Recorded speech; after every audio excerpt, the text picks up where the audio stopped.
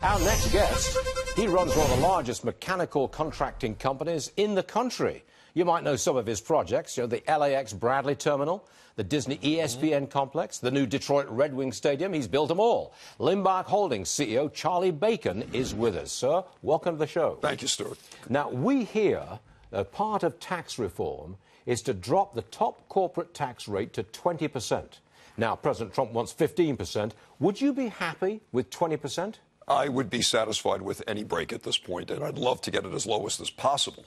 Because it'll lead to an economic renaissance here in the United States. But 20% you could live with if it's not 15. Yes, you like absolutely. That. You're pushing for absolutely. It. Okay, absolutely. Stay right there. I've got more questions for you. You're not going to escape with that, believe me. Okay. I want to bring in the National Association of Home Builders CEO, Jerry Howard, who's also concerned about tax reform, specifically any messing around with the mortgage interest deduction. I don't think that's going to happen, and you're lobbying against anything happening, correct? That's correct. We want to make sure that there is a very viable incentive for home ownership that remains in the tax code. Absolutely. As I understand it, at this moment, my interest deduction is limited to mortgages up to the value of $1 million. That's correct. That's correct. There is talk that it be shifted down to, say, $500,000. You don't want that. We don't want that because we think in places like New York City, California, lowering it too much is going to really impact people's ability to buy a home. So you're lobbying hard for don't touch the mortgage interest deduction. Don't water it down. You've got a full court press on this, I'm sure. Yes, sir, we do. I'm glad to hear it. Okay. Now, back to you, Charlie. Now, you wrote a letter to President Trump. You're concerned about the shortage of skilled workers for all the big projects that you want to build and for the recovery from the hurricanes. Why don't you go out and train workers yourself? We absolutely do that today. In fact, our number one core value is around caring. And that may sound a little soft, but it draws people to our company. So my company isn't having a labor shortage. We're doing well. My concern is we've seen 62% growth since the bottom of the recession in non-residential construction. Now you take tax reform, impacts of the hurricanes, the infrastructure bill, which there's still going to be a lot of buildings with the infrastructure bill, too. It's not all roads and bridges. All of that is going to add to further demand for craft labor. Well, do you want to change immigration so you can bring in from overseas the workers that you desperately need? I don't want to comment on immigration but that's the subtext, isn't it? I think if you need skilled workers, you're training some yourself, but you still don't have enough. The obvious question, why don't you bring them in from overseas? I think the real issue is we need to reach high school students in the United States. But I'm asking the question, why don't you raise the issue of bringing them in from overseas if you need them? I don't think we're at that point. I think we need to educate the community at large. Take a long time. It'll take time, but that's okay. We've already been at it, by the way, between Mike Rowe with Skills USA. And then the ACE mentorship program, which is a huge program in the construction industry, supported by all major companies like my own. We are drawing in students out of high school. Our program, actually, 68% minorities joining the construction industry, 34% women, which is a big shift because it is a male-dominated industry, but we're going to see that shift. We just need to wake people up in high schools about what a great industry this is. And we are making progress. Okay, I've got the same question to Jerry. Look, we're all trying to recover from these devastating hurricanes. There's a great need for skilled workers. I know we're short of them. And I know you're going to tell me that you're training people yourselves. You've got those kind of programs in place. But I've got the same question. Why don't you demand an opening up of some input from foreign labor that can do the skilled jobs that you need? We've been very active in the immigration debate, and we are for bringing skilled laborers back into the country. A lot of them left during the recession, and we think there is a need for legal immigration to help supply the residential construction sector. I don't think President Trump's very much in your camp. I don't think he is either. So?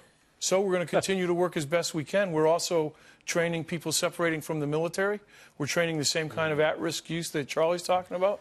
And we're also taking it a step further. We're doing training in medium security prisons and helping the people get jobs when they get out of prison. Are you a little opposed to Trump on a variety of areas here? I mean, you don't want him to touch the mortgage interest deduction as part of tax reform. You would like some more skilled immigrants to come in. I think that there's room for common ground. I think we can compromise with the White House. I've spent a lot of time over there in the last couple of weeks, and I think we have many more things in common than we do it. You've been in the White House. You've been lobbying? Yes, not lobbying, no, sir. No, but talking about training. Talking about what you want. Post-hurricane. post-hurricane training. What response are you getting? Very positive. They know that we need to rebuild. Over 100,000 housing units in Houston alone were damaged. Every single home on the Florida Keys was damaged. The residential construction sector was short labor before that. We're grossly short labor now. We need to do something, and the administration, I think, is being very, very responsible in looking at ways to do that. Charlie, are you part of this rebuilding the hurricane thing? I mean, I presume that infrastructure is in need of What was interesting, we don't operate in Texas, but in our Florida business, it was amazing how quickly we got back up to speed. Within 3 days, we were back in business. We have 3 operations in Florida.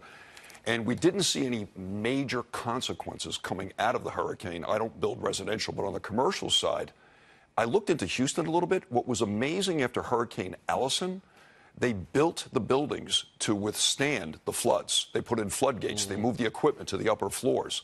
So what I think will happen coming out of the hurricane season is there'll be more investment in preparing for the next hurricane. So if you follow what I'm saying, the areas that were damaged, they're going to get smarter about how to deal with it. And that just means, quite frankly, an expansion of our sector even more. So, both you gentlemen have a very firm grip on the state of the economy. So I want to ask you where we're going here. We had 3% annualized growth in the second quarter of this year. Do you think we can grow on that into next year to 3.5%, 4%? Or does it depend entirely on a tax cut? You know, what I learned a long time ago was the construction industry is an indicator of how healthy the economy is going.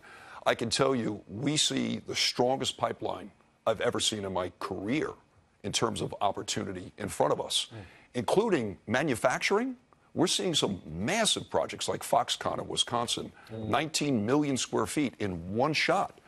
And we're hearing other manufacturers looking to build facilities here in the United States. 19 million square feet in one factory? One plant. One plant. One massive plant in Wisconsin. That's gigantic. It is gigantic. I can't think of anything that big. It will be a mammoth project, and it's just exciting to hear about that and others being proposed. You got a piece of that action?